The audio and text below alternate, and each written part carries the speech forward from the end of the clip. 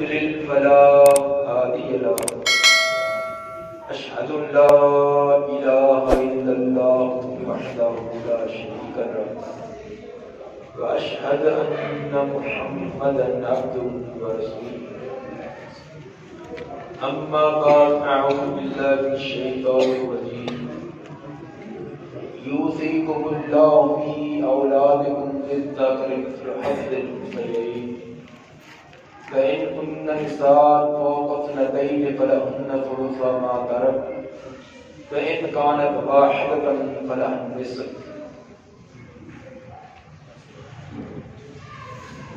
محترم سامعین حضرات، اسلام ایک مکمل ضابطۂ حیات ہے۔ اسلام نے ہمیں صرف عبادات کا طریقہ ہی نہیں بتلایا بلکہ معاملات بھی بہت آسان انداز میں، اچھے انداز میں ہمیں بتلائے اور سمجھائے۔ انسانی زندگی میں جو بھی پیش آنے والا مسئلہ ہے،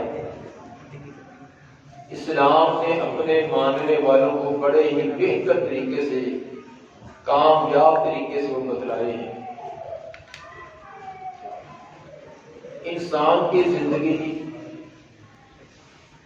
ہر انسان چھوٹا ہے، بڑا ہے، مرد ہے، عورت ہے، اس پر دو حالتیں لازمی طور پر آتی ہیں، ایک زندگی اور دوسری موت۔ اسلام کے بہت سارے احکام وہ ہیں جن کا تعلق انسان کی زندگی کے ساتھ ہے۔ جب تک زندہ ہے، ان کا مکلف ہے، نماز، روزہ، حج، زکات یہ زندگی کے ساتھ ہے۔ روح نکلے گی، فوت ہوگا، یہ تمام عبادات، معاملات ختم ہو گئے۔ لیکن اسلام کے بتلائے ہوئے کچھ اصول، قانون اور ضابطے وہ ہیں جن کا تعلق انسان کی موت کے ساتھ ہے۔ جسم سے روح نکلے گی، انسان فوت ہوگا، تو ان احکام کا انسان سے بعض کا تعلق ہے ہوگا۔ ان میں سے ایک احکام وراثت کے کہ فوت ہونے والے کی جائیداد کو اس کے ورثاء میں کیسے تقسیم کیا جائے۔ یہ مسئلہ بہت ہی اہم مسئلہ ہے۔ وراثت کی تقسیم کی وجہ سے دو حقیقی بھائی جو ایک برتن میں کھانے والے تھے، اکٹھے رہنے والے تھے، ایک دوسرے کی جدائی برداشت نہ کرتے تھے، لیکن وراثت کی تقسیم پر ان کے راستے بدل جاتے ہیں، ان کی قبریں الگ ہو جاتی ہیں۔ وجہ کہ ہمیں اس بات کا علم نہیں کہ شریعت نے اس کے بارے میں ہمیں کیا رہنمائی کی۔ اگر شریعت کے اصولوں کے مطابق ہر ایک اپنا اپنا مقرر اور متعین حصہ لے تو کسی جھگڑے، کسی اختلاف، کسی تنازع کی ضرورت ہی نہیں۔ تنازع ہوتا ہی اس وقت ہے جب دوسرے کے حقوق کو غصب کیا جائے۔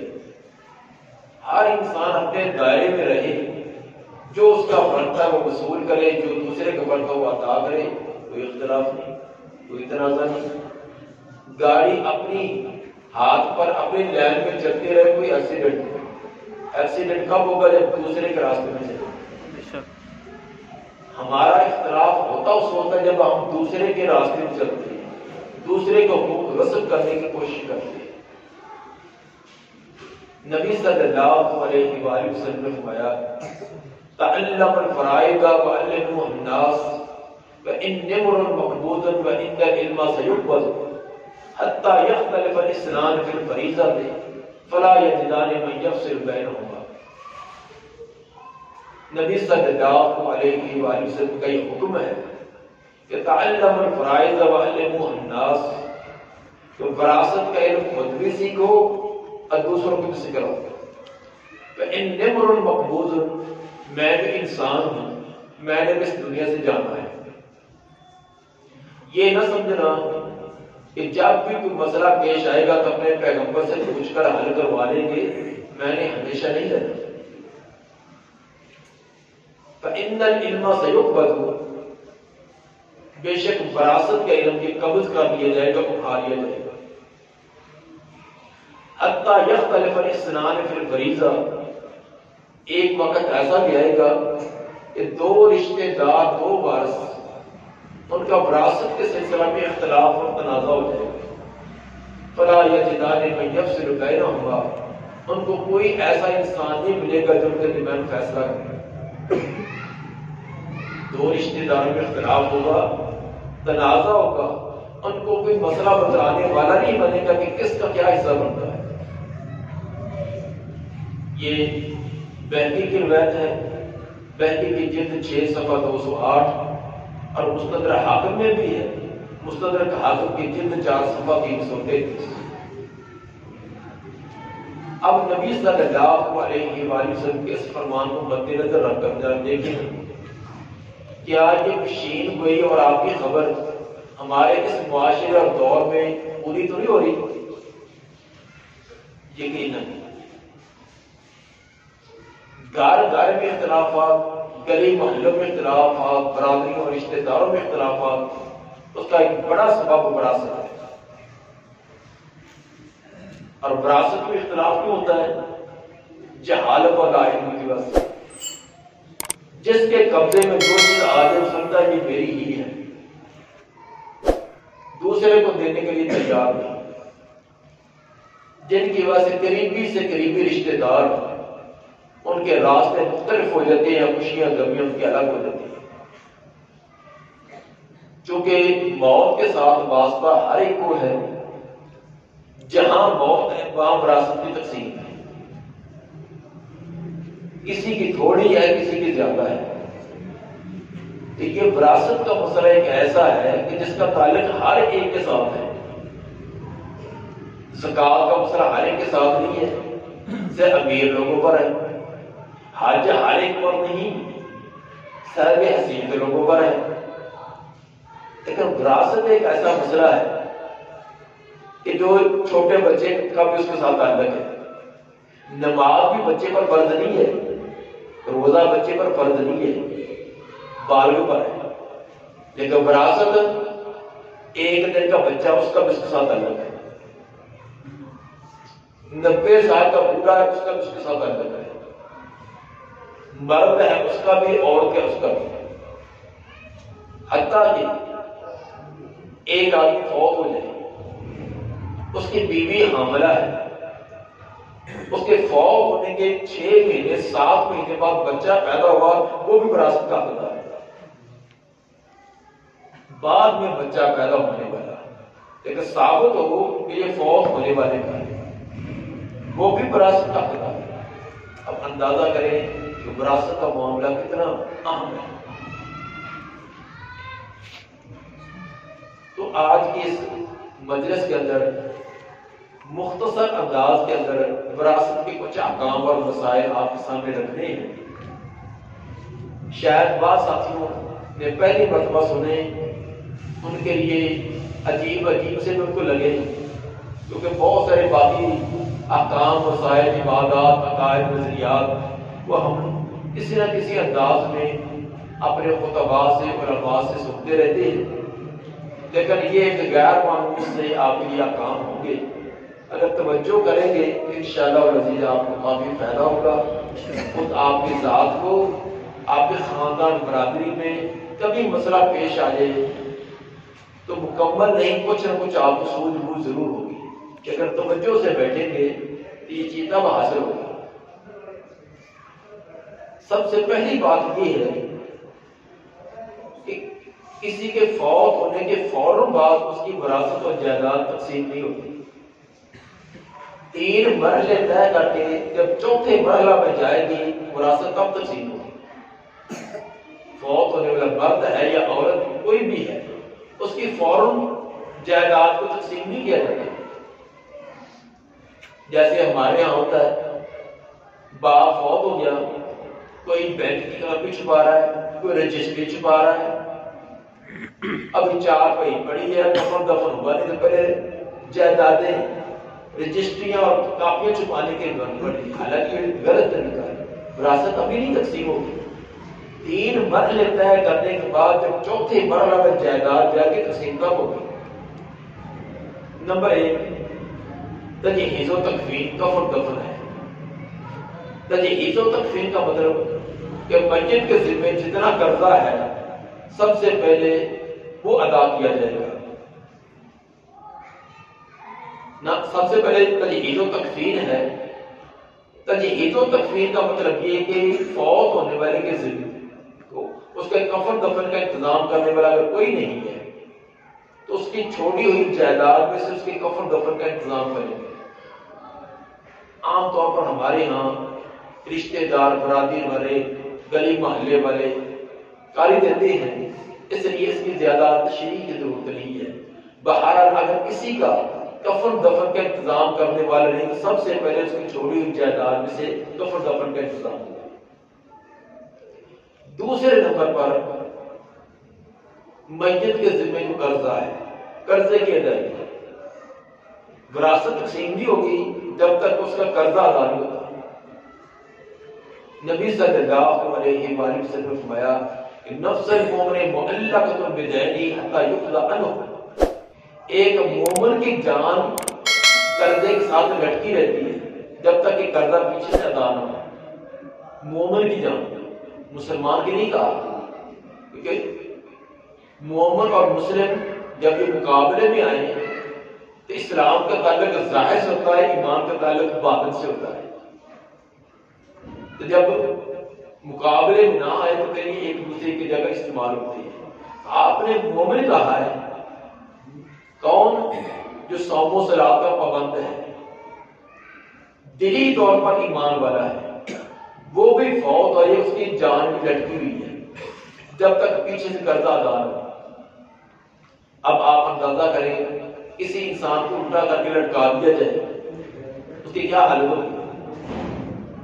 تو اگر ہمارے فوت ہونے والے بھائی کی، والدہ کی، والد کی، چچا ماموں کی اس کی روح لٹکی ہو، ہم سالوں کے سال اس کا قرضہ ادا ہی نہ کریں اور دعوے بڑے کریں خیر خیر کے ہمیں اپنے باپ سے بڑی عقیدت ہے، لوگوں کے سامنے رو رو کر بڑا دکھلائیں، ہر مجلس کے اندر آنسو گراتے رہیں، میرا باپ فوت ہو گیا، میری ماں فوت ہو گئی، میرا فلاں فوت ہو گیا، قرضہ اس کا دے نا۔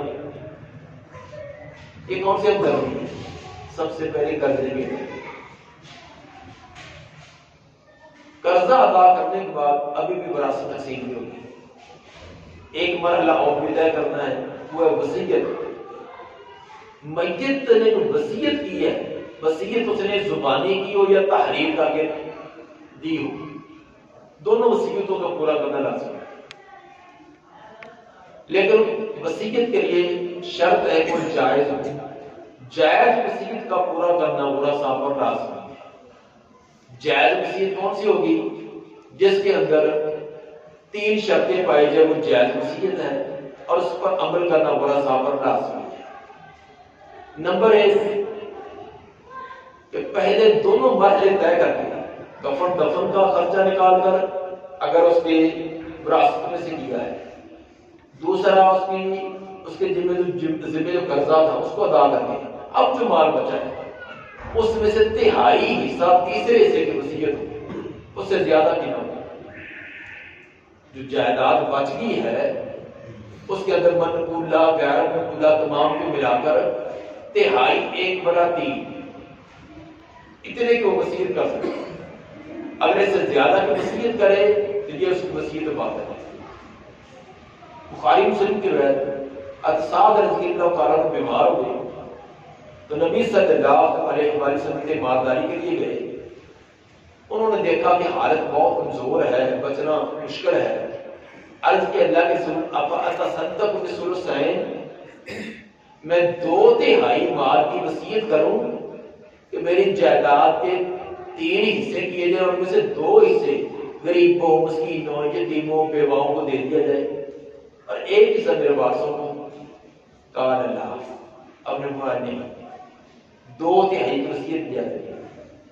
قال فبالشطر، اللہ کے رسول آدھے کی اجازت دو، میں آدھا اپنے ورثاء کا میرا مال اور آدھا غریبوں مسکینوں کا۔ قال اللہ، اپنے مراد نہیں، قال فبالثلث، اللہ کے رسول نے تیسرے حصے کی اجازت ہو کہ 2 حصے وارثوں کے لیے اور ایک غریبوں مسکینوں کے لیے.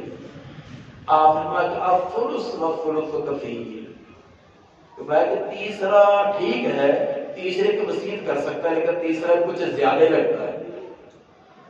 تیسرے کی وصیت کر سکتا ہے لیکن تیسرا کچھ زیادہ محسوس ہو رہا ہے.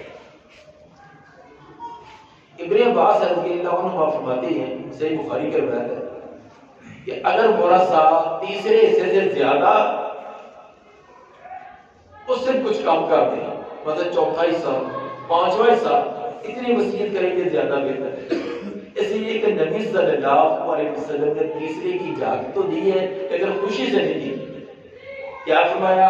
الثلث والثلث کثیر، کہ تیسرے کی وصیت کر سکتے ہو لیکن تیسرا کچھ زیادہ لگتا ہے. اس لیے ابن عباس رضی اللہ عنہ مفسر قرآن ہے، وہ فرماتے ہیں کہ تیسرے سے بھی کم ہو. کم کیسے ہوگی؟ چوتھا حصہ، پانچواں حصہ، چھٹا حصہ بھی کم ہو جائے گی. بہرحال پہلی شرط تو یہ کہ تیسرے حصے سے زیادہ کی وصیت نہ ہو. اگر بالفرض تیسرے حصے سے زیادہ کی وصیت کر دیں، یہ بھی ہمارے اندر ایک بہت غلط طریقہ ہے. شیطان پوری کوشش کرتا ہے اس کے مرتے وقت بھی اس کو گمراہ کر دیا، زندگی میں بھی اور مرتے وقت بھی. زندگی میں کیسے؟ زندگی کے اندر نہ زکوٰۃ دی، نہ حج کیا، نہ غریبوں کا، اگر مسکینوں کا، نہ بہنوں کا، نہ بھائیوں کا، تمام پہ موبائل بیٹھا رہا. یہ فوت ہونے لگا، اب سمجھتا کہ میں نے تو کھا پی لیا ہے، اب میں آخرت بنا لوں. آخرت کیسے بناؤں؟ میری ساری جائیداد مسجد کو دے دینا، ساری مدرسے کو، ساری غریبوں کو. وہ سمجھتا ہے کہ میں بڑا اچھا کر کے اب آخرت بنا رہا ہوں. اللہ شیطان اس کو گمراہ کر رہا ہے. جو ایسے وصیت سارے مال کی کرتا ہے وہ سخت مجرم ہے، اپنے ورثاء کو محروم کر رہا ہے، منع کیا اس نے. تو زندگی کے اندر جو فرضی حق تھا وہ نہیں دیا، تو مرتے وقت شیطان نے دوسرا چکما دیا، تب وہ غلط وصیت کر کے جہنم کے اندر بند. نبی صلی اللہ علیہ وسلم نے فرمایا ایک آدمی 60 سال عبادت کرتا رہتا ہے، 60 سال، مرتے وقت غلط وصیت کرنے کی وجہ سے جہنم میں جاتے ہیں. اس کی روایت میں ایک راوی پر کچھ جرح ہے، لیکن قرآن کی یہ ایت کیا فرمایا کہ غیر مضار وصیت کرے، غیر مضار اس کو ضرر نہ دے. تو قرآن کی ایت اس بات کی دلالت کرتی ہے کہ اگر کسی کو ضرر دے گا تو مجرم ہوگا. اس لیے غلط وصیت کرنا یہ درست نہیں ہے. غلط وصیت کی ایک شکل یہ تھی کہ جتنا اس کو شریعت نے اختیار دی اس سے زیادہ وصیت کرے. البتہ اگر کوئی غلط وصیت کر جائے، مثلا یہ کہے کہ میری کل جائیداد کو آدھی جائیداد غریبوں مسکینوں مسجد مدرسوں کو دینا، اب کیا کیا ہے؟ وصیت اس کی باطل ہے، غلط ہے. تو غلط کا کیا معنی کہ یہ ساری کے ساری غلط ہوگی؟ نہیں، جتنا اس کو اختیار تھا وہ جاری کریں گے، تہائی حصے کا اختیار تھا اس پر عمل کریں گے، باقی جو غلط ہو جائے گا. صحیح مسلم کی روایت کہ نبی صلی اللہ علیہ وسلم کے زمانہ میں ایک صحابی نے فوت ہوتے وقت وصیت کی کہ میرے 6 کے 6 غلام آزاد کر دیں. اس کے 6 غلام بھی غلام تھے.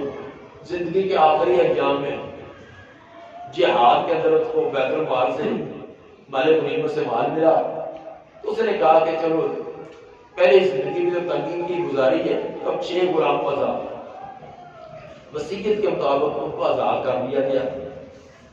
بعد میں نبی صلی اللہ علیہ وسلم کو اطلاع دی کہ فلاں آدمی نے فوت ہوتے ہوئے یہ وصیت کی اور اس کے مطابق اس کے 6 کے 6 غلام آزاد کر دیا. آپ نے کہا تو غلاموں کو واپس ملا، غلام واپس ملائے گئے. آپ نے ان 6 غلاموں کے 2 کے 3 گروپ بنا دیے، 3 جوڑیاں بنا دی اور پھر ان کے نام پورا ڈالا. جس جوڑی کا پورا نکلا ان کو آزاد کر دیا اور باقی 4 وارثوں کو دیے. 6 میں سے 2 جو ہیں یہ تیسرا حصہ بنے 3 میں سے 1 اور 6 میں سے 2. تو 2 کو آپ نے آزاد کیا, باقی 4 برا صاحب ہو گئے. اور فوت ہونے والے کے بارے میں سخت بات کہی. یہ اتنا واقعہ جو میں نے آپ کو بتلایا, یہ تو صحیح مسلم کی حدیث میں 4335 صحیح مسلم کی روایت ہے, ابو داؤد میں بھی ہے. لیکن آگے جو ہے بہتی کے اندر جو الفاظ آتے ہیں, آپ نے سخت الفاظ کہے. وہ الفاظ کیا تھے؟ آپ نے فرمایا اگر اس کے دفن کے وقت میں موجود ہوتا تو اس کو مسلمانوں کے قبرستان میں دفن نہ ملتا. اگر میں موجود ہوتا اور مجھے پہلے پتا ہوتا کہ اس نے یہ غلط وصیت کی ہے, میں مسلمانوں کے قبرستان میں دفن نہ ملتا. اتنی سخت آپ نے ناراضگی کا اظہار کیا کہ اس نے غلط وصیت کیوں کی. تو ہمارے کئی بزرگ اولاد سے معمولی سے ناراض ہوئے تو سارا کچھ مسجد کو دے, مدرسے کو دے, غریبوں کو دے, فلاں وصیت کر. یہ غلط طریقہ ہے. تو پہلی شرط یہ ہے کہ تیسرے حصے سے زیادہ وصیت کا اختیار نہیں. دوسری شرط کہ وصیت کا برا صاف ہو, کرنا جائز نہیں ہے. جو وارث بننے والے ہیں, بیٹا, بیٹی, بیوی, ماں, باپ, ان کو وصیت جائز نہیں ہے. ان اللہ قد اعطى كل ذي حق حقه فلا وصیۃ لوارث. اللہ تعالیٰ نے ہر حقدار کا حق خود مقرر کر دیا, اب کسی وارث کو وصیت کرنا جائز نہیں ہے. یہ ابو داؤد کی حدیث نمبر 3565 اور جامع ترمذی کی حدیث نمبر 2120 صحیح سند کے ساتھ کہ اللہ نے ہر حقدار کا حق خود مقرر کیا. بیٹی کا حق اللہ نے مقرر کیا, ماں کا, باپ کا, بیوی کا, سب کے حق اللہ نے مقرر کیے. ان اللہ قد اعطى كل ذي حق حقه, ہر حقدار کا حق اللہ نے خود مقرر کیا. ولا وصیت لوارث, کسی وارث کو وصیت کرنا جائز نہیں ہے. تو کوئی اپنے وارث کو وصیت کرے گا اس پر عمل نہیں ہوگا. میرے فلاں بیٹے کو اتنا دے دینا, فلاں چیز میرے فلاں بیٹے کو دے دینا, میری بیوی کو یہ دے دینا, یہ وصیت اس کی باطل ہے, اس پر عمل نہیں ہوگا. ہاں جو وارث نہیں بننے والے ان کو وصیت ہو سکتی ہے. مثلا بیٹے کے ہوتے ہوئے پوتا وارث نہیں بنتا. اصول یہ ہے کہ قریبی رشتے دار کی موجودگی میں بعیدی وارث نہیں بنتا. بیٹا قریب ہوتا ہے, پوتا بعید ہوتا ہے. بیٹے کا رشتہ قریب ہے اور پوتے کا کچھ فاصلے سے ہے. بیٹے کے ہوتے ہوئے پوتا وارث نہیں ہے. اب بیٹے کے ہوتے ہوئے پوتا جو وارث نہیں, آپ پوتے کو وہ وصیت کر سکتا ہے, پوتے کے بارے میں کہہ سکتا ہے اس کو یہ فلاں چیز کر دے دے. اب ٹھیک ہے. لیکن اگر کسی کا بیٹا نہیں ہے, پہلے فوت ہو گیا ہے, اب پوتے نے وارث بننا ہے, اب پوتے کو وصیت کرنا جاتی ہے. بیٹا موجود ہے تو بیٹے کے ہوتے ہوئے پوتا وارث نہیں, اب وصیت پوتے کو ہو سکتی ہے. باپ کے ہوتے ہوئے دادا وارث نہیں بنتا تو دادے کو وصیت ہو سکتی ہے. لیکن اگر باپ نہیں تو باپ والا حصہ دادے کو ملتا ہے. تو جب باپ پہلے فوت ہو گیا ہے, حصہ اب دادے کو جانا ہے, اب دادا کو وصیت نہیں ہو سکتی. بیٹا فوت ہو گیا ہے, بیٹے والا حصہ پوتے کو جانا ہے, اب پوتے کو وصیت نہیں. جو وارث بننا ہے شرعی طور پر وارث بننے والا, اس کے بارے میں وصیت نہیں ہوگی. ہاں جو وارث نہیں بن سکتا اس کو وصیت ہو سکتی ہے. اسی طرح بیٹے کے ہوتے ہوئے بہن بھائی وارث نہیں بنتے, اب بہن بھائی کی وصیت ہو سکتی ہے. لیکن جس کا بیٹا نہیں ہے, بیٹا پوتا بھی نہیں, باپ بھی نہیں ہے, اب بہن بھائی وارث بنیں گے. اب بہن بھائی جب وارث بن رہے ہیں, اب ان کو وصیت نہیں. تو جائز وصیت کی دوسری شرط یہ ہوگی کہ وارث جو بننے والے, شرعی وارث بننے والے, ان کے بارے میں وصیت جائز نہیں. وصیت کرے بھی تو عمل نہیں ہوگی. تیسری شرط جائز وصیت کی کہ حرام اور ممنوع کام کی وصیت نہ ہو. اس کام کی وصیت ہو یہ شرعی طور پر جائز ہے. صحیح بخاری کے روایت نبی صلی اللہ علیہ وسلم لا طاعۃ فی المعصیۃ انما طاعۃ فی المعروف, کہ معصیت کے کاموں میں, نافرمانی کے کاموں میں اطاعت نہیں ہوتی. اطاعت ہوتی ہے معروف اور نیکی کے کاموں میں. یہ صحیح بخاری کا حدیث نمبر 7257 ہے. کوئی آدمی یہ وصیت کرے کہ میرے مرنے کے بعد قوالی کیا کرنا, میری قبر کو پختہ بنا دینا, اس کے اوپر مزار بنانا, پھر اتنے دنوں پر فلاں فلاں فنکشن کیا کرنا، یہ غلط وصیت ہے، اس پر عمل نہیں ہوگا۔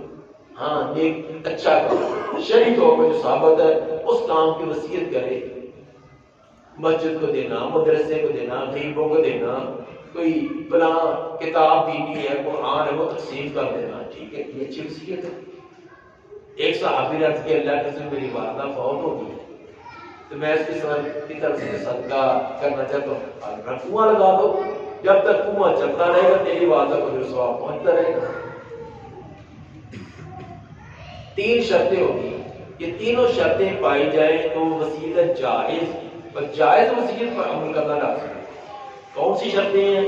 نمبر 1 تہائی حصے سے زیادہ کی وصیت نہ ہو، نمبر 2 ورثاء کے متعلق نہ ہو، نمبر 3 حرام یا ممنوع کام کی نہ ہو۔ یہ 3 شرطیں پائی جائیں تو پھر وصیت پر عمل کریں گے، اگر یہ شرطیں نہیں تو پھر وصیت پر عمل نہیں ہوگا۔ اور یہ وراثت کے تقسیم کرنے سے پہلے ہے، یا اللہ نے فرمایا من بعد وصیت توصون بها او دین، جن بھی ورثاء کے حق بیان کیے ہیں ساتھ ہی یہ بیان کر دیا کہ یہ وصیت کو پورا کرنے کے بعد، قرض کو ادا کرنے کے بعد یہ تمہارا ورثاء کو حصہ دینا ہے۔ یہ 3 باتیں ہوتی ہیں کہ 3 مرحلے طے کرنے کے بعد سب سے پہلے کفن کا خرچہ نکالنا ہے، اب کہ اپنی طرف سے ادا نہیں کرتا۔ نمبر 2 قرضہ ادا کرنا ہے، قرضہ اللہ کا ہے، قرضہ بندوں کا ہے، اللہ کا قرضہ بھی ادا کرنا ہے۔ اللہ کا قرضہ کیا ہے؟ فرض زکات دی، زکات اس پر زکات فرض تھی ادا نہیں کی، حج فرض تھا ادا نہیں کیا، نظر مانی تھی پوری نہیں کی، کفارہ آتا تھا ادا نہیں کیا، یہ اللہ کا قرضہ ہے۔ اس کی چھوٹی جائیداد سے پہلے پورا کیا جائے گا، بندوں کا دینا تو بندوں کا ہی پورا کیا جائے گا۔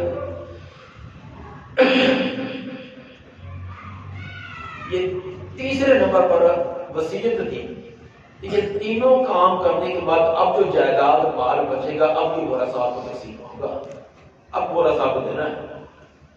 ورثاء کو کیسے تقسیم کریں؟ وارث ہوتے ہیں 3 قسم کے، ایک کو کہتے ہیں اصحاب الفرائض، کیا کہتے ہیں؟ اصحاب الفرائض۔ دوسروں کو کہتے ہیں اسباب، اس کی جمع آتی ہے اسباب۔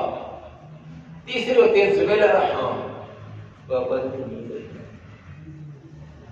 دوسرے ہم کہہ رہے تھے سن کے جائے آپ سنتے جی جگہ بدل ایسا میں دیکھتے رہنا تھا۔ 3 قسم کے وارث ہوتے ہیں، ایک ہوتے ہیں اصحاب الفرائض۔ اصحاب الفرائض کہتے ہیں کہ جن کے حصے قرآن میں حدیث میں مقرر کر دیے۔ اصحاب صاحب کی جمع جس کا معنی صاحب والا، جیسے صاحب بیت گھر والا۔ فرائض فرض کی جمع جس کے معنی تھا مقرر، جیسے کہتے ہیں نماز فرض ہے، نماز مقرر ہے۔ اصحاب الفرائض کا لفظی معنی بنے گا جن کے حصے مقرر کر دیے گئے۔ تو قرآن نے کچھ وارثوں کے حصے مقرر کیے، فلاں کو 1/2، فلاں کو 1/3، فلاں کو 1/4، فلاں کو 1/6۔ یہ حصے جن کو مقرر کیے ہیں ان کو کہتے ہیں یہ اصحاب الفرائض۔ سب سے پہلے مال کو دیا جاتا ہے، سب سے زیادہ حقدار یہ ہوتی ہے۔ دوسرے نمبر پر ہوتے ہیں اسباب۔ اسباب وہ ہوتے ہیں جن کے حصے مقرر تو نہیں کیے لیکن ہیں میت کے قریبی رشتہ دار، میت کے قریبی رشتہ دار ہیں لیکن ان کا حصہ مقرر نہیں کیا، بلکہ اصحاب الفرائض کو دینے کے بعد جو بچے گا بچا ہوا حصہ ان کو دیا جاتا ہے۔ ان کو اسباب کہتے ہیں، ان کی جمع آتی ہے اسباب۔ تیسری ہوتے ہیں ذوی الارحام۔ ذوی الارحام میت کے وہ رشتہ دار جن کا خونی رشتہ تو ضرور لگتا ہے لیکن نہ وہ اصحاب الفرائض میں سے ہیں نہ وہ اسباب میں سے ہیں، پہلے دونوں قسموں میں سے نہیں ہے، ان کو کہتے ہیں یہ ذوی الارحام۔ جس طرح کے خالہ ہے، پھوپھی، ماموں، نواسی، نواسا، یہ تمام کے تمام ذوی الارحام ہیں۔ یہ ذوی الارحام تیسرے نمبر والے اس وقت وارث بنتے ہیں جب پہلے دونوں قسم کے نام ہیں۔ اگر اصحاب الفرائض اور اسباب میں سے کوئی موجود ہے تو ذوی الارحام کو کچھ نہیں ملتا۔ پہلے ہم اصحاب الفرائض ذوی الارحام ان کی وضاحت کرتے ہیں۔ میت کے ساتھ جو قریبی تعلق ہوتا ہے، میت مرد ہے اور 4 قسم کے رشتے قریبی ہوتے ہیں، 4 قسم کے افراد ہوتے ہیں جن کا میت کے ساتھ بڑا قریبی تعلق ہوتا ہے۔ نمبر 1 اولاد، سب سے پہلے فوت ہونے والے کی اولاد کا تعلق زیادہ قریبی ہوتا ہے۔ نمبر 2 والدین، نمبر 3 زوجین خاوند بیوی، نمبر 4 بہن بھائی۔ یہ 4 قریبی رشتے ہوتے ہیں، اولاد، والدین، خاوند بیوی اور بہن بھائی۔ اب ان میں سے ہر ایک کی ہم تھوڑی سی تفصیل کریں گے کہ اولاد کو کتنا حصہ ملے گا، والدین کو کیا کچھ ملے گا، خاوند بیوی کو کیا اور بہن بھائی کو کیا۔ سب سے پہلا حق ہوتا ہے اولاد کا۔ اولاد اگر کسی کی ہے، مرد کی، عورت کی، جو بھی فوت ہوا ہے، اگر اس کی اولاد ہے، اس کی 4 ممکنہ صورتیں، اولاد کی کتنی صورتیں ہوگی؟ 4۔ نمبر 1 فوت ہونے والے کی صرف ایک بیٹی ہے، اس کے اولاد میں سے صرف بیٹی ہے اور وہ بھی ایک ہے، ایک شکل یہ ہے۔ دوسرا فوت ہونے والے کے اولاد میں صرف بیٹیاں لیکن ایک سے زیادہ، 2 3 4 5، ایک سے زیادہ بیٹیاں، بیٹا کوئی نہ ہونا۔ دوسری ممکنہ صورت یہ۔ تیسری ممکنہ صورت یہ کہ بیٹے اور بیٹیاں دونوں قسم کی اولاد ہیں، بیٹے بھی ہیں اور بیٹیاں بھی ہیں۔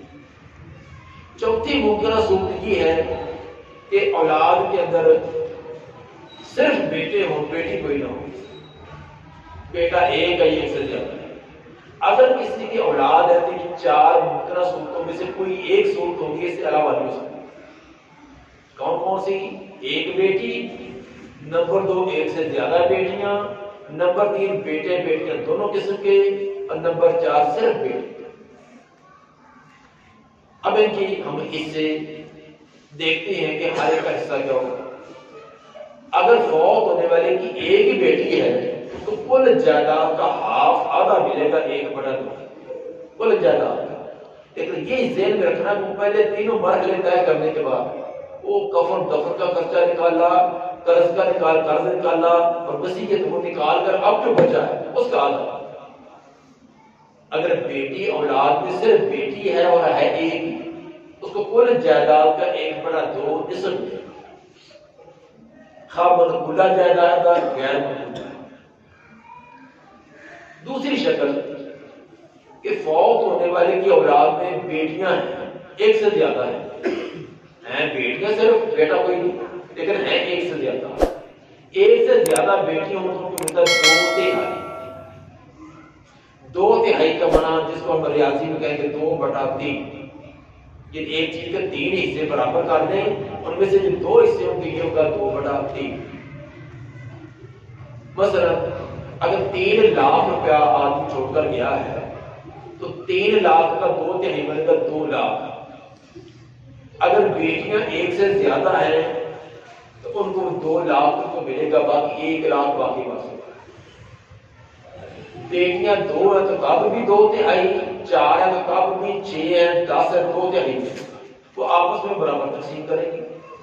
اس کے اندر شادی شدہ، غیر شادی شدہ، والدین کے ساتھ اپنے سسرال رہنے والی، اس کا کوئی فرق نہیں ہے۔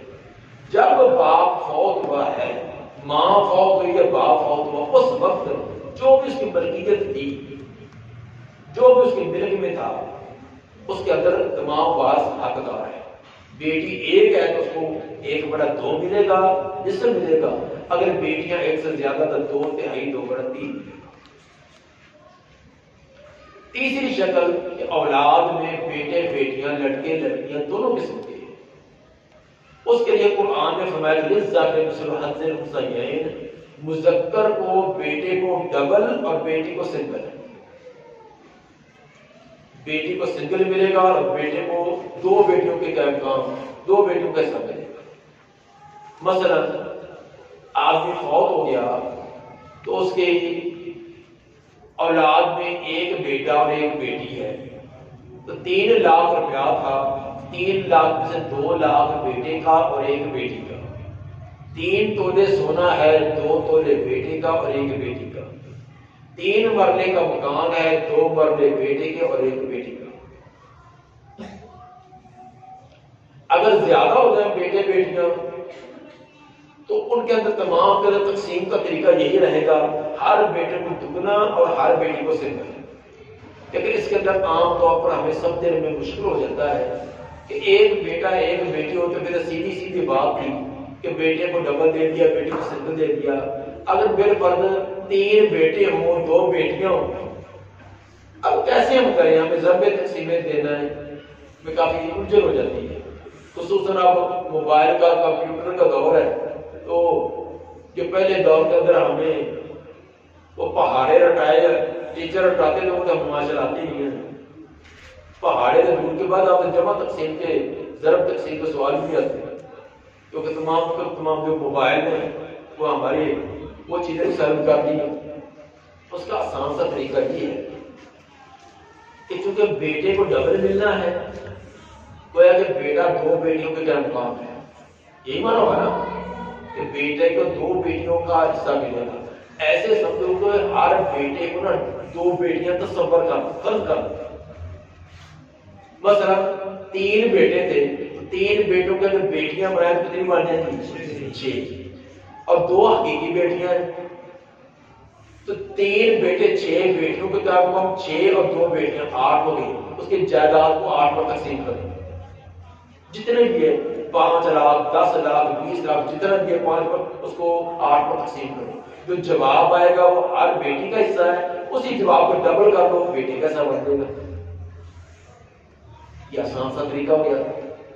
इसी तरह मसलन अगर 2 बेटे और 3 बेटियां हैं, तो 2 बेटे 4 बेटियों के क्या काम हो गए, और 3 बेटियों से जमा कर देगा 7 पर तकसीम कर लें। जो जवाब आएगा वो हर बेटी का हिस्सा, उसी जवाब को डबल कर दो, बेटे का हिस्सा बन देगा। ये है कि अगर बेटे बेटियां दोनों मिले जुले हो तो उनकी तकसीम का तरीका। औलाद की 3 सूरतें होंगी। अगर एक बेटी है तो उसको निस्फ 1/2, अगर बेटियां हैं लेकिन एक से ज्यादा है तो उनको 2/3, 2/3। बेटे बेटियां दोनों हैं तो बेटे को डबल और बेटी को सिंगल। चौथी सूरत के अगर फौत होने वाली के औलाद में सिर्फ बेटे हैं, तो बेटा जो होता है ये होता है असबा माना इसका हिस्सा मुकर्रर नहीं है। जैसे बेटी का था ना कि एक बेटी तो उसको 1/2, एक से ज्यादा तो 2/3, बेटे का मुकर्रर नहीं है। बाकी वारसों को देने के बाद जितना बचेगा सारा बेटे का होगा। बाकी वारसों से मुराद मसलन बीवी है, बाप है, माँ है, उनके हिस्से दे दो, बाकी जितना बचेगा वो बेटे का हिस्सा है, बाकी बचाओ सब दे दो। असबा का मतलब यही होता है। अगर बेटा अकेला है तो अकेला ले लेगा, अगर ज्यादा बेटे तो आपसे बराबर तकसीम कर देंगे। मसलन बीवी का हिस्सा देने के बाद बाप जिंदा था उसको भी हिस्सा दे दिया, माँ थे उसका हिस्सा दे दिया, अब बचा है बाकी 5 लाख बचा है, वो 5 लाख वो बेटों का है। बेटा अकेला तो अकेला संभाल लेगा सारा, अगर बेटे ज्यादा है तो आपस में बराबर तकसीम कर देगा। इसमें फर्क नहीं किया जाएगा कि ये शादीशुदा है, ये गैर शादीशुदा है, ये बाप कमा कर देता था, ये कमा कर नहीं देता था, ये इसका अलग कारोबार था, इसका साफ कारोबार था। जो बाप की मलकियत थी उसमें सारे बराबर के हिस्सेदार थे। एक बेटे ने पूरी जिंदगी बाप को एक चवानी में दिखलाई, लेता रहा ही हीले बहाने लेकर दिया कुछ नहीं। दूसरा नेक फितरत नेक सीरत मुअद्दब वो कमा कर बाप को देता रहा। लेकिन अगर उसने कमाई बाप की मलकियत में मिल्क में दे दी है तो बाप के फौत होने के बाद जितना कमा कर देने वाला हकदार है उतने, जितने चवानी नहीं दी वो भी उतने हकदार। जितने नाफरमानी की उसकी सजा आखिरत में, जितनी इताअत की है उसका बदला आखिरत में, दुनिया के अंदर मुसावात होगी। ये आमतौर पर सवाल किया जाता है कि एक ने दिया ही नहीं और एक कमा कर देता रहा है। हाँ, अगर उसने कमा कर बाप को दे दिया, बाप के मिल्क में दे दिया, अब सब उसमें बराबर के हिस्सेदार है। लेकिन अगर उसने बाप की मलकियत में नहीं दिया, مثلا خرچے کے لیے باپ کو 10,000 15,000 ماہانہ دے دیا، باقی آپ نے پاس رکھتا رہا ہے، اپنے اکاؤنٹ میں رکھا ہے، اپنے دکان میں ڈالا ہے، اپنے پاس رکھا ہے، آپ تو وہ تقسیم نہیں ہوگا۔ ہاں جو باپ کے پاس ہے وہ تقسیم ہے۔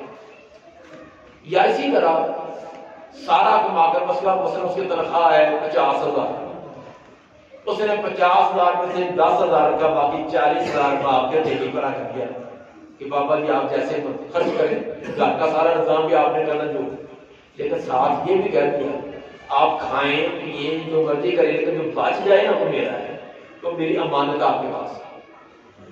ساتھ یہ بھی کہہ دیا کہ یہ میں جو 40,000 آپ کو ماہانہ دیتا ہوں، اس میں سے آپ کھائیں، امی کو دیں، اپنے رشتے داروں آنے شادی غمی پر خرچ کرنے کا جو بچ جائے تو میری امانت ہوگی۔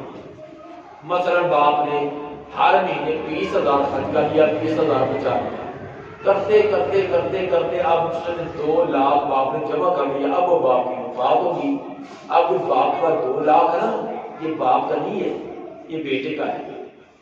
کیوں؟ اس نے کہا تھا کہ یہ بطور امانت میرا ہے، جو آپ خرچ کر لیں وہ کر لیں، باقی میرا ہے۔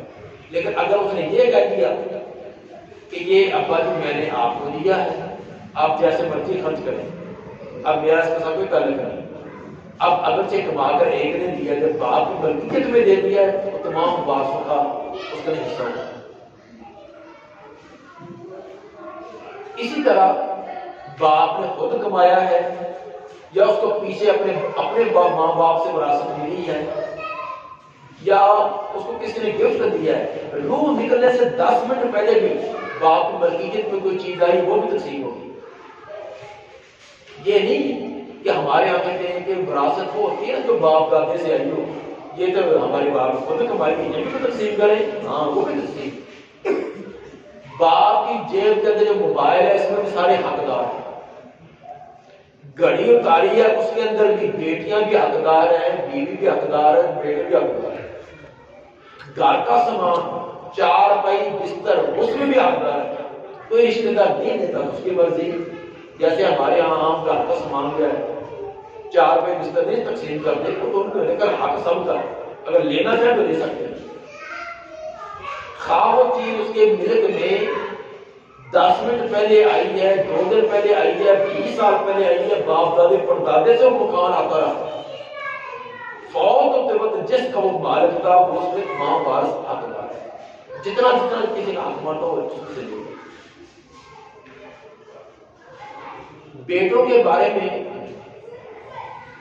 بعض والدین کی ناانصافی کرتے ہیں بلکہ ظلم کرتے ہیں، جیسے ایک بیٹے کا نام لگا دیا باقی کو معلوم کرتے ہیں، جس طرح کے ساتھ اس کی ہم نظریہ ہے، اس کی ہم کے اندر ملتی ہے، بات بڑھتی ہے، اس کو مکان بھی اس کے نام، فلان اس کے نام، بینک کے پیسے بھی اس کے نام، دکان بھی اس کے نام، تو دوسرا اس کو بالکل معلوم کر دیا۔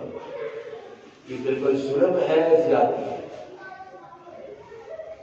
حضرت نعمان بن بشیر رضی اللہ تعالیٰ عنہ اپنے بیٹے نعمان کو لے کر اللہ کے سر دعا مانگی، میں نے اپنے سے بیٹے کو ایک غلام خدمت کے لیے دے دیا۔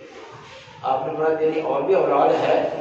ہاں اللہ کے سر میری اور بھی اولاد ہے، اس کو بھی غلام دیا؟ نہیں اللہ کے سر ان کو نہیں دیا۔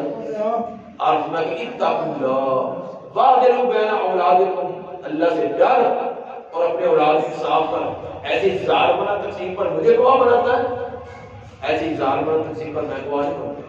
آپ نے کہا کہ یہ ظالمانہ تقسیم ہے، اور یہ امام بخاری کا 5-6 مرتبہ یہ بیان ہے۔ ہمارے بہت سارے لوگ اپنی اولاد کے درمیان خود ہی یہ جنگ برپا کر کے کرتے ہیں، کسی کو نواز دیا، کسی کو محروم کر دیا، اب وہ پوری زندگی بہن بھائی آپس میں ملیں گے، کہتے ہیں کہ اس نے انگلی لگا کر باپ سے نا یہ تمام پر نام لگوا دیا۔ یہ اولاد کے درمیان ایک خود اپنی آخرت تباہ کی، دوسرے اولاد کے درمیان پوری زندگی ان کے اندر لڑائی جھگڑا ڈال دیا۔ یہ غلط طریقہ ہے۔ اگر دینا ہے تو سب کو برابر ہے، نہیں دینا تو اپنے نام رکھو، فوت ہونے کے بعد جس کا جو حق بنتا مل جائے گا۔ لیکن فرق یہ ہے اگر زندگی میں تقسیم کرے تو وہ وراثت نہیں ہے، وہ ہبہ ہے۔ وراثت ہوتی ہے فوت ہونے کے بعد، زندگی کے اندر دیں گے وہ ہبہ ہے، ہبے کے اندر بیٹا بیٹی دونوں برابر ہے. آپ نے فرمایا کہ کیا فرمایا کہ ایک دن بین اولاد کو، اولاد کے اندر بیٹا بھی آتا ہے بیٹی بھی آتی ہے. زندگی میں دینا ہے تو اس کے اندر بیٹے بیٹی دونوں کے درمیان برابر ہے. ہاں فوت ہونے کے بعد تو فرق ہے کہ بیٹے کو ڈبل ملتا ہے بیٹی کو سنگل، کیونکہ وہ وراثت ہے. وراثت کے احکام الگ ہیں، ہبے کے الگ ہیں. اس کو ہبا کہہ لو، گفٹ کہہ لو، تحفہ جو مرضی کہہ لو. اگر آپ نے اولاد کو کوئی چیز دینی ہے تو اس کے اندر مساوات لازم ہے. بعض چیزیں ایسی ہوتی ہیں چھوٹی موٹی کھانے پینے لباس وغیرہ کی، اس میں کیا مساوات نہیں ہو سکتی. مثلا ایک بیٹے کا بیٹا جب 5 سال کا ہے، ایک 40 سال کا ہے، اب دونوں کا سوٹ ایک جیسا تو نہیں ہوگا، دونوں کا جوتا ایک جیسا نہیں ہوگا. ایک اسکول پڑھتا ہے، کالج میں جاتا ہے، ایک نرسری میں پڑھتا ہے، دونوں کا خرچہ ایک جیسا تو نہیں ہوگا. ایک جو ہے 3 روٹیاں کھاتا ہے، ایک آدھی روٹی کھاتا ہے. یہ تو نہیں کہ دھکے کے ساتھ ہے تمہیں دینی کھاؤ گی. ایسی چیزوں کے اندر مساوات نہیں ہے. مساوات ہے جو کہ جائیداد کے طور پر دینی ہے، پیسہ دینا ہے، مکان دینا ہے، دکان دینی ہے، ایسی چیزوں کے اندر مساوات کرنی لازم ہے. باقی چھوٹی موٹی گھروں میں جو چیز استعمال ہوتی ہے، اسی طرح مثلا ایک بیٹے کا اس کی بیٹی کی شادی کا مسئلہ ہے، اس کو کوئی تھوڑا سا تعاون کر دیا، تو ایسے سلسلے کے اندر اگر اس کی بیٹی کے شقیق تو دوسرے بیٹی کی اگر بیٹی کی شادی اس میں بھی تعاون کر دیں، ایک کا تعاون کریں دوسرے گناہ کریں، یہ درست نہیں ہے. یہ تھا کہ فوت ہونے والے کی اولاد. اس کے اندر ہمارے یہاں ایک بڑا ایک ظالمانہ طریقہ کہ بیٹیوں کو محروم کرنا. اکثر جو بیٹوں کے نام جائیداد لگاتے ہیں اس کے اندر ان کا مقصد یہ ہوتا ہے کہ بیٹیوں کو نہ ملے، اسی لیے اپنی زندگی کے اندر بیٹوں کو دیتے ہیں تاکہ بیٹیاں باز نہ ہوں. یہ انتہائی ظلم ہے اور ایسا کرنے والا قیامت کے دن جواب دے. اس لیے اپنی قبر اور اپنی آخرت کو تباہ نہ کریں. تو جو جس کا حق بنتا اس کو دے. یہ کیسی عجیب ہماری سوچ ہے. بیٹیوں کو جی شادی کی تھی 5 لاکھ کا ہم نے جہیز دے دیا، اب ان کی بھی وراثت بنتی ہے. اچھا بیٹی کی شادی پر 5 لاکھ لگایا تو بیٹے کی شادی پر 10 لاکھ لگایا تو اس کو کیوں دیتے ہیں؟ اس کو بھی محروم کرو. اب بیٹی کی شادی پر خرچہ آتا تو بیٹے کی شادی پر نہیں آتا. یہ کیا بات ہے کہ ہم نے جہیز دے دیا تھا؟ تو یہ جہیز دینا کہاں ہوتا ہے؟ یہ ابھی میں آ رہا تھا کہیں مجھے راستے کے اندر وہ نظر آئی کہ اور وراثت کو جہیز نہیں. یہ اچھی بات کی ہے. یہ جہیز دینا ٹرک بار بار یہ کہاں آتا ہے؟ ٹھیک ہے دیں لیکن رسد کے مطابق. یہ دکھلاوا، یہ ریاکاری، نام باتیں، خاندان میں برادری میں قرضے پکڑ پکڑ کر تنگی مبتلا ہو کر یہ جہیز دینا یہ کہاں آتا ہے؟ یہ کوئی شریعت کا مسئلہ نہیں ہے. ہاں اپنے وسعت کے مطابق تھوڑا بہت دے دیں. یہ کوئی نہیں ہے وراثت دے دیا جہیز دے دیا وراثت سے محروم ہے. ایسا کرنا یہ ظلم ہے. اولاد کے بعد دوسرا جو قریبی تعلق ہوتا ہے وہ والدین کا. والدین میں سے ماں اور باپ ان کا کتنا حصہ ہے. ماں اور باپ ان کی 3 حالتیں ہیں. 3 حالتوں میں سے کوئی ایک حالتوں کو ملے گی. پہلے ہم ماں کا حصہ دیکھتے ہیں کہ فوت ہونے والے کی اولاد موجود ہے، اولاد کا بیٹا ہو یا بیٹی تو ماں کو ملتا ہے چھٹا حصہ 1/6. اولاد کی موجودگی میں فوت ہونے والا باپ مرد ہے یا عورت ہے، وہ فوت ہونے والے کے والدین اگر زندہ ہے تو والدہ کو حصہ جائے گا. عام طور پر مثلا عورت فوت ہو گئی ہے اس کا سارا مال جو ہے وہ خاوند اور اولاد سنبھال لیتی ہے. پیچھے فوت ہونے والی عورت کی ماں کا کوئی پوچھتا ہی نہیں، حالانکہ اس کا حق ہے، اس کا چھٹا حصہ بنتا ہے. تو عورت کی جو ملکیت ہے، جو عورت کی اپنی ملکیت تھی اس کے اندر اس کی ماں کا حصہ ہے، اس کے باپ کا حصہ ہے. تو جیسے مرد کے والدین ہوتے ہیں عورت کے بھی اگر وہ زندہ تو حق لیں گے. بہرحال فوت ہونے والے کی اگر اولاد موجود ہو تو تب ماں کو ملے گا چھٹا حصہ 1/6. اسی طرح اگر ایک سے زیادہ بہن بھائی ہوں، فوت ہونے والے کے ایک سے زیادہ بہن بھائی ہیں، تب بھی ماں کو چھٹا حصہ ایک بڑا چاہیے گا۔ اگر یہ دونوں صورتیں نہ ہوں، نہ فوت ہونے والے مرد یا عورت کی اولاد میں سے کوئی ہے، نہ ایک سے زیادہ بہن بھائی ہیں، پھر ماں کو ملے گا تیسرا حصہ 1/3۔ ایک تیسری صورت ماں کے لیے کہ جب فوت ہونے والا اس کی یہ دونوں صورتیں نہیں ہیں، نہ اولاد ہے، نہ ایک سے زیادہ بہن بھائی ہیں، اور صرف والدین ہی ہیں، والدین ہیں اور والدین کے ساتھ خامد ہے، یا والدین کے ساتھ بیوی ہے، اس کو کہتے ہیں مسئلہ عمریت ہے۔ ایسی شکل کے اندر ماں کو خامد کا حصہ نکال کر، اگر بیوی ہے تو بیوی کا حصہ نکال کر پھر جو باقی بچے گا اس کا تیسرا حصہ نہیں۔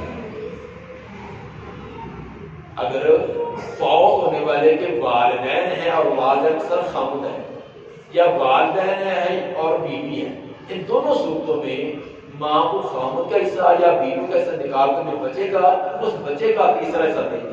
اگر یہ شکل نہیں ہے پھر ماں کو کل ماں کا تیسرا حصہ دیں گے۔ تو اصل بڑی صورتیں دو ہی ہیں، ماں کا یا 1/6 دیتے ہیں یا 1/3 دیتے ہیں۔ اگر اولاد موجود ہے یا ایک سے زیادہ بہن بھائی کا چھٹا حصہ، اگر یہ نہیں تو تیسرا حصہ۔ تیسرے حصے کے آگے دو تجزیاں ہیں کہ تیسرے حصے میں کل مال کا تیسرا دینا یا ماں باپ کا۔ اسی طرح اگر باپ زندہ ہے تو باپ بھی وارث بنے گا۔ باپ کی بھی 3 حالتیں ہیں۔ اگر فوت ہونے والے کی اولاد میں بیٹا ہے، بیٹی صاحب ہو یا نہ ہو، پھر باپ کو ملے گا چھٹا حصہ، صرف چھٹا حصہ ملے گا 1/6۔ اگر فوت ہونے والے کی اولاد میں صرف بیٹی ہے، بیٹا نہیں ہے، پھر باپ کو چھٹا حصہ بھی ملے گا، اور باقی وارثوں کو دینے کے بعد جو بچ جائے گا وہ بھی باپ کا حصہ ہے۔ اس کو کہتے ہیں بطور اسباب۔ باپ کو بیٹی کے ساتھ، بیٹی کی موجودگی میں چھٹا حصہ بھی اور پلس اسباب۔ اگر یہ دونوں صورتیں نہیں ہے، فوت ہونے والے کے اولاد میں کوئی بھی نہیں، نہ کوئی بیٹا نہ کوئی بیٹی، کوئی بھی نہیں ہے، تو تب باپ یہ بطور اسباب مال دے گا۔ اسباب مانا باقی وارثوں کے فردی سے دے کر جتنا بچے گا سارا کا سارا باپ کو مل جائے گا۔ یہ باپ کے 3 حالتیں ہیں، تینوں میں سے جو حالت جاری ہوگی اس کو ملے گا۔ اس میں یہ بات بھی مد نظر ہے کہ ماں کی عدم موجودگی میں اگر ماں نہیں ہے تو ماں والا حصہ دادی نانی کو جاتا ہے۔ اگر ماں موجود ہے تو دادی نانی معلوم ہو جاتی ہے۔ اگر ماں نہیں ہے تو ماں کا جو چھٹا حصہ ہے دادی کو نانی کو، دادی نانی دونوں زندہ ہے تو دونوں کو چھٹا حصہ ملے گا، اگر ایک زندہ نہیں دے گی۔ اسی طرح باپ جو ہوتے ہوئے دادا وارث نہیں بنے گا، لیکن اگر باپ نہیں ہے اور دادا زندہ ہے تو باپ والا حصہ دادے کو ملے گا۔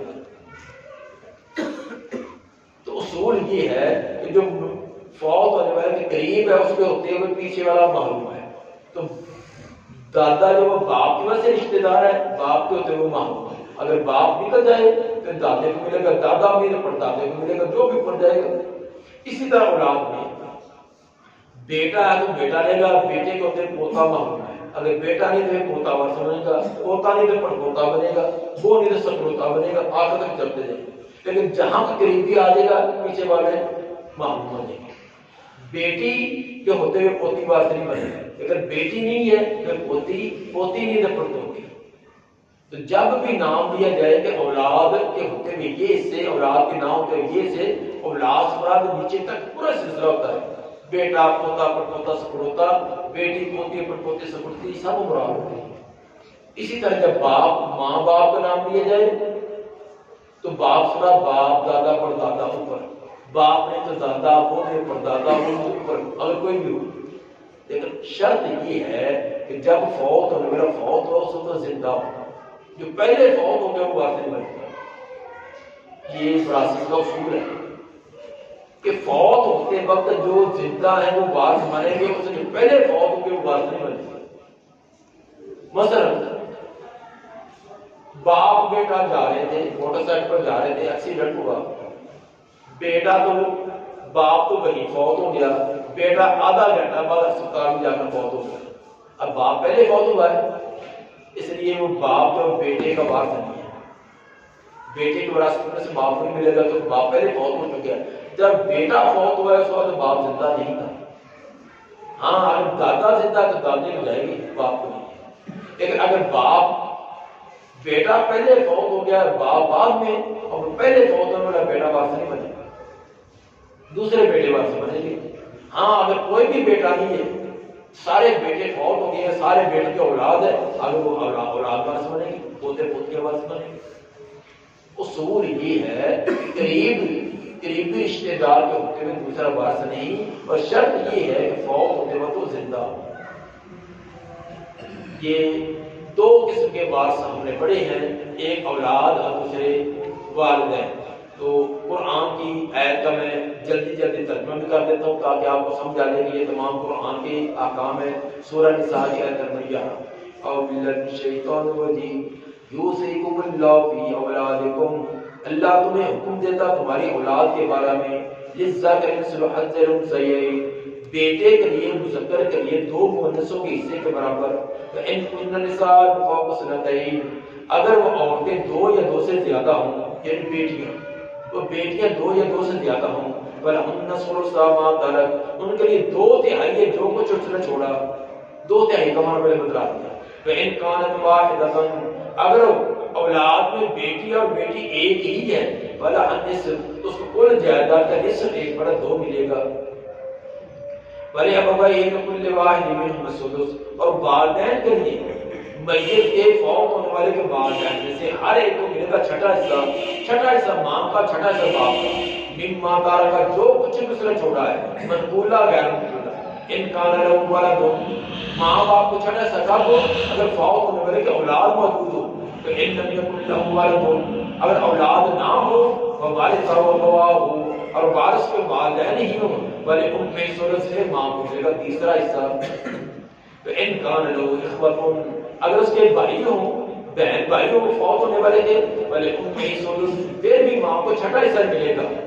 لیکن یہ جو ہم نے حصے بیان کیے ہیں، ایک بیٹے کو نصف، ایک سے زیادہ بیٹے تو 2/3، بیٹا بیٹی دونوں، وَلِلذَّكَرِ مِثْلُ حَظِّ الْأُنثَيَيْنِ، ماں باپ کو اولاد کی موجودگی میں چھٹا حصہ، اگر اولاد نہیں تو تیسرا حصہ کب ملیں گے؟ من بعد وصیت کو پورا کرنے کے بعد، یوصی بہا، جس کو وصیت کرتے گیا، اور دین یا قرضے کی ادائیگی کے بعد، قرضہ ادا کرنے کے بعد اور وصیت پورا کرنے کے بعد یہ حصے نکالنے ہیں، جیسے میں نے پہلے ترتیب بتلا۔ اس کے بعد تیسرا قریبی رشتہ ہوتا ہے خاوند بیوی کا۔ اگر بیوی فوت ہو جائے اور اس کی جائیداد ہے تو اس کے خاوند کو کیا ملے گا؟ بیوی کی بھی جائیداد ہو سکتی ہے نا، حقمار کی شکل میں، جہیز کی شکل میں، والدین کی وراثت آئی تھی، یا اس کی اپنی جاب ہے، اس نے کمائی کی ہے، تو اولاد کی کو بیوی کی کمائی ہے، بیوی اس میں تصرف کر سکتی ہے۔ بیوی فوت ہو جائے تو اس کے خاوند کی 2 ہی حالتیں ہیں، یا اس کو 1/2 آدھا حصہ ملے گا، یا چوتھا حصہ 1/4 ملے گا۔ بیوی فوت ہو جائے اور جو کچھ بیوی کے فوت ہے تو اس کی ملکیت تھی، گھر کا سامان ہے، سونا چاندی ہے، روپیہ پیسہ ہے، جو کچھ بھی ہے، تو اگر فوت ہونے والی بیوی کی کوئی اولاد ہے، نہ کوئی بیٹا، نہ کوئی بیٹی، نہ کوئی پوتا، نہ کوئی پوتی، کچھ بھی نہیں ہے، تو خاوند کو ملے گا آدھا، 1/2۔ اگر فوت ہونے والی بیوی کی اولاد ہے، خواہ بیٹا ہو یا بیٹی ہو، اسی سے خاوند سے ہو یا پیچھے کسی خاوند سے ہو، فوت ہونے والے کے پیٹ سے اولاد ہوئی ہو تو پھر خاوند ملے گا چوتھا حصہ 1/4۔ پیچھے والے خاوند کا مانا یہ بھی ممکن ہے کہ اس کی پہلے شادی ہو، پہلے خاوند نے طلاق دے دی، یا پہلا خاوند فوت ہو گیا، تو دیکھنا یہ کہ فوت ہونے والی عورت کے پیٹ سے اولاد ہے، اولاد جس کے پاس ہو یا پیچھے والے خاوند کے پاس ہو، کہیں بھی، اگر اس کی اولاد موجود ہے تو پھر خاوند کو چوتھا حصہ، اگر اولاد نہیں تو پھر خاوند کو آدھا 1/2۔ دیکھیے وَلَكُمْ نِصْفُ مَا تَرَكَ أَزْوَاجُكُمْ، اے مردوں تمہارے لیے نصف ہے، آدھا 1/2 ہے، مَا تَرَكَ أَزْوَاجُكُمْ، جو تمہاری بیویاں چھوڑ جائیں، إِن لَّمْ يَكُن لَّهُنَّ وَلَدٌ، بشرط یہ کہ ان کی اولاد نہ ہو۔ فوت ہونے والی بیویوں کی اولاد نہیں تو تمہیں آدھا ایسا ملے گا. ان کان لہن ولد، اگر ان کی اولاد موجود ہو، فوت ہونے والی بیوی کی اولاد ہو، فلکم الربع، پھر تمہارے چوتھا حصہ ہے مما ترکنا، جو کچھ لوگ چھوڑ کر گئی ہیں. لیکن دینا کب ہے؟ من بعد وصیت یوصین بہا او دین، ان کی وصیت کو پورا کرنے کے بعد اور قرض کو ادا کرنا.